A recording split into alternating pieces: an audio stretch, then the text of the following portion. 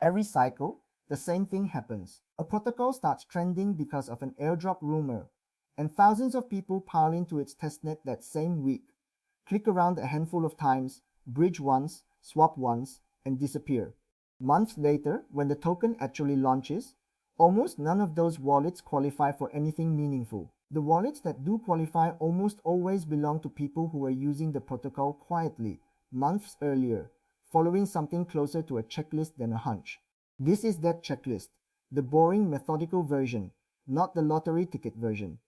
And it starts with throwing out the assumption that showing up late and clicking fast was ever going to work, because it almost never does, no matter how confident the rumor sounded on the way in. Start by throwing out the word lottery, because it is the wrong mental model for what qualification actually is. An airdrop, when a protocol runs one at all, is a reward for verifiable usage, and verifiable usage is fundamentally a documentation problem before it is anything else. The question is never, did I get lucky? The question is, can I point to a clear, real history of using this thing the way it was meant to be used?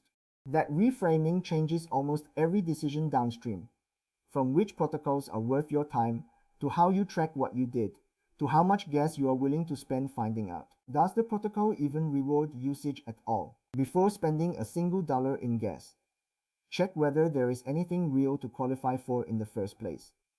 Look for a live point system, since a protocol that is actively counting and displaying points is telling you plainly that usage is being tracked somewhere. Look for founder statements, interviews, or blog posts about rewarding early users, because teams that intend to reward usage tend to say so, even vaguely, long before any formal announcement ever gets made. And take a documented, there is no confirmed token stance seriously, rather than as a formality, because plenty of protocols mean exactly what they say, and no checklist turns a protocol with an explicit no token stance into a reliable opportunity, no matter how popular it becomes. Read the criteria that already leaked. Nothing here has to be guessed from scratch. Prior seasons from the same protocol, if it has run one before, tell you almost exactly what got counted and what did not. And almost every protocol tweaks its formula rather than reinventing it from nothing. Competitor protocols in the same category that already launched a token and published or leaked their point formulas afterward are one of the best sources of pattern matching available, because categories tend to reward similar behaviors. Whether that category is lending, an app chain, a restaking layer, or a new bridge, any public points formula, however rough or incomplete, is a direct answer key, not a rumor, and it deserves to be read closely, more than once, rather than skimmed for a headline number. Real usage over checkbox usage. There is a wide gap between usage that looks real and usage that merely happened once. Bridging a small amount, one time, swapping once, and never returning creates a transaction history that is technically real but reads, on a graph, as a checkbox getting ticked rather than a person actually using a product. Genuine usage tends to look repetitive in an organic way, coming back because the thing was useful, not because a checklist said to touch it exactly once and move on to the next tab. A lending protocol used the way a real borrower would use it, opening a position, adjusting it, repaying part of it, looks nothing like a wallet that deposited once and never returned. Depth over breadth. A related mistake is spreading thin instead of going deep. A handful of protocols used seriously over months, with real balances and repeat actions, consistently outperforms 20 different protocols, each touched a single time. Depth builds a transaction history that looks like an actual relationship with the product, the kind a real curious user develops naturally.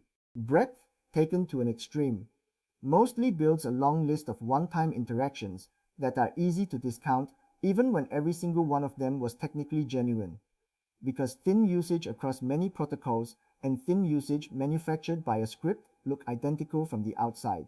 Timing your entry, usage that predates a protocol going viral is worth more, almost universally, than a rush of activity the week a snapshot rumor starts circulating. Protocols and their communities notice the difference between early usage and last-minute usage, and so does anyone building Sybil or reward models afterward, since a sudden spike in brand new wallets right before a rumored snapshot is one of the most obvious signals in the entire dataset. Getting in early is not about being clever or having inside information. It is simply about using things you find genuinely useful before everyone else notices them. which is also, not coincidentally, when a protocol most needs real users to prove out its product, tracking what you actually did. Memory does not scale past a handful of protocols, so build a simple tracker early, rather than trying to reconstruct history later from memory or a block explorer at 3 in the morning. A spreadsheet, or one of the dedicated airdrop trackers built for exactly this purpose, logging which wallet touched which protocol, on what date, doing what specific action, turns a fuzzy memory into a real record. That record matters twice. Once when you are deciding where to spend more effort next, and again later if a protocol ever runs an appeals process for wallets it filtered out by mistake, because "I think I used it a lot" is a much weaker appeal than a dated log. Gas spent as a real cost. Every single action on a chain costs real money, and that cost does not disappear just because no token has launched yet and may never launch at all. Qualification, treated honestly, has a break-even math problem sitting underneath it, not just an unlimited upside sitting on top. That means a protocol charging meaningfully more in gas per action deserves more scrutiny before you commit repeated usage to it, and it means walking away from a protocol entirely is sometimes the financially sound choice, not a failure of effort or a missed opportunity. One wallet, or a few, for real reasons. The checklist above works the same, whether it is run from a single wallet or a small handful. The mistake is not owning more than one wallet. Plenty of honest users have a personal wallet, a separate wallet for a side project, and a wallet shared with a small team. And running the checklist against each of those for its own real purpose is completely ordinary. The mistake is treating more wallets as a multiplier on a lottery ticket, funding a dozen of them from one place in one sitting, and pushing the exact same scripted actions through all of them at once. That is a different activity entirely, closer to manufacturing duplicate entries than using a product. And it is also, separately, the exact pattern that draws attention for reasons that have nothing to do with qualification and everything to do with how coordinated activity gets read on a chain. The checklist is about proving real usage happens. It was never about how many times you can copy and paste the same 5 clicks. The snapshot problem. Snapshots, the moment a protocol decides whose history counts, are rarely announced far in advance, and plenty are taken with zero public warning at all, sometimes explicitly to prevent exactly the kind of last-minute rush this checklist is trying to avoid.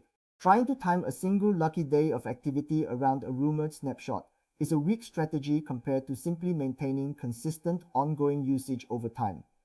Because consistent usage is, by definition, going to include whatever day a snapshot eventually lands on, rumor or no rumor. Governance and community signals, voting on proposals, participating in a forum, holding a role in an active Discord, these are all cheap, clearly documented forms of usage, and a number of protocols explicitly weight them alongside on-chain activity when the time comes to design a reward formula. None of it costs meaningful gas, all of it is time-stamped and verifiable somewhere, and it rounds out a usage history that would otherwise be purely transactional and easy to mistake for mechanical. It is also frankly some of the easiest usage history to build, since a genuine forum post or a considered vote takes minutes, not a bridging transaction and a wait for confirmation, which makes it worth doing consistently even for protocols you only lightly use on-chain.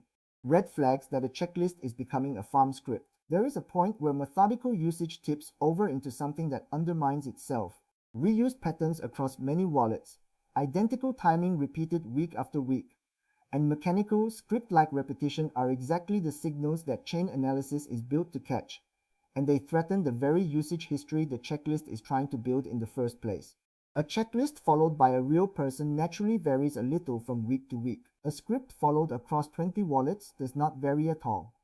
And that difference is visible on a graph even when every individual action, taken alone, was completely legitimate, knowing when to walk away. The checklist is also a decision tool for stopping, not just starting. A protocol with no live point system, no founder signal about rewarding usage, and an explicit no token stance is telling you in writing that continued usage there is a product decision, not a qualification decision. A protocol charging unusually high gas per action, with a small quiet community and no leaked formula to compare against, is asking for a bigger bet on thinner evidence than a protocol with an active points dashboard and a well-documented prior season. Walking away from either of those, once the checklist has been run honestly, is not giving up. It is exactly what the checklist was built to help you decide. Keeping expectations honest. After all of this, the honest ending still has to be said plainly. Most protocols that run a testnet or a points program never launch a token at all. Most tokens that do launch never get allocated the way early rumors suggested they would. And no formula leaked from a prior season guarantees anything about the next one. None of this is financial advice, none of it predicts what any specific token will be worth, and none of it promises an outcome of any size. The checklist is worth doing because the process of genuine documented usage has value on its own, teaching you a protocol you might actually keep using. Not because it guarantees a payout waiting at the end of it. I run real proxy and cloud phone infrastructure for a living. And this same methodical, spreadsheet-first approach is exactly how I treat airdrop farming, as operations, not a lottery. The full protocol-by-protocol checklists, along with a tracker template you can copy directly, are up at airdropfarming.org. No hype, no guaranteed numbers, just a process written down. If that is the kind of channel you want more of, subscribe. Next time, the funding, timing, and gas patterns that can make several honest wallets start looking like one coordinated actor to an outside observer, and how to avoid creating that pattern by accident while doing everything on this checklist properly across more than one wallet.